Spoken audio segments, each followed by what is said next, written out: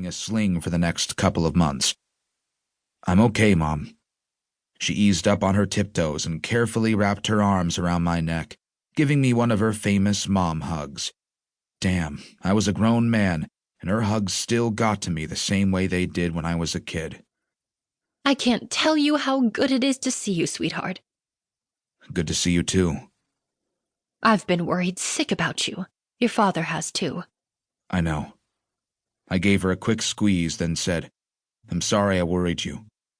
I'm just glad you're home where we can take care of you. She gave me a little pat as she stepped back and smiled. Have to fatten you up a bit. I was 6'4" and weighed about 240 pounds. Before I was shot, I worked out every day and knew what condition I was in.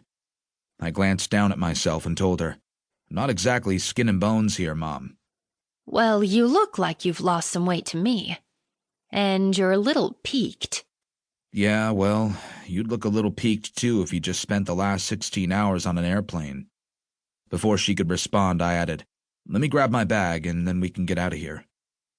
As she followed me over to the baggage claim area, she explained, Your father wanted to come tonight, but you know how he is around crowds. We both figured it would be easier if he just waited at the house for us. My father was a brilliant man.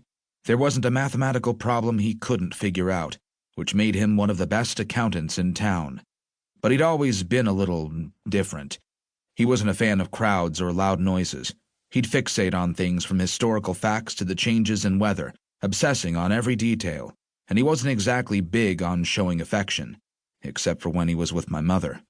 He'd always been different with her, touching her, holding her hand, and even hugging her. I'd always hoped that some of that would rub off on me, but it never did.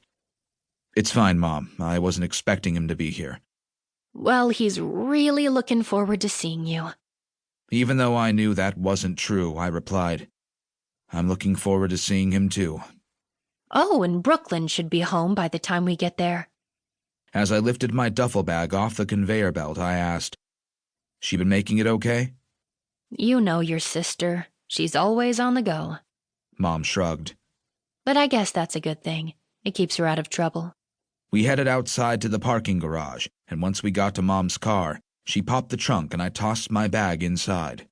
I slammed it shut, and then we both got in the car and started home. We hadn't been driving long when I heard her let out a deep sigh. I glanced over at her, and even in the dark I could see the dark circles under her eyes. Have you been working double shifts again? No, it's just been a long week. Why's that? Let's not talk about that right now. She interrupted, then quickly changed the subject. I've got your room all ready for you and got your rehab appointments all lined up. CJ and Dalton are planning on coming by and seeing you once you get settled. That'd be cool. It had been years since I'd seen my best friends from high school. We'd all gone our separate ways, so I was surprised when she said, Did you know that CJ and his girlfriend Adeline are expecting? Hadn't heard that. I don't think it was something they were planning, but you know how those things go. Mom continued to ramble on about all the latest gossip in town until we pulled up in the driveway. As soon as she'd parked, I got out, grabbed my bag, and followed her up to the front door. She motioned for me to go inside as she said, You get settled and I'll go start dinner. I'm making pork chops and mashed potatoes. Okay, sounds good. When I walked into the living room, I found Dad sitting in his recliner with his TV tray in front of him. He was studying one of his patches through a magnifying glass, something I'd seen him do 1,000 times before. It was a hobby that started when he was a kid. In hopes of helping him make friends, his folks had signed him up for the Boy Scouts. While their plan for him to make friends didn't pan out, he did gain an interest in patches. That interest turned into an obsession that carried over into his adulthood. He didn't even look up when I walked over to him. Hey, Pop, how's it going? Good. I swallowed back the feeling of rejection that was creeping up inside of me and tried once again to get his attention. You, got some new patches? Mm-hmm. Without turning to look at me, he held up the long, narrow patch and said, It's an Unteroffizierwurschel cuff title. I got no idea what that is, Pop.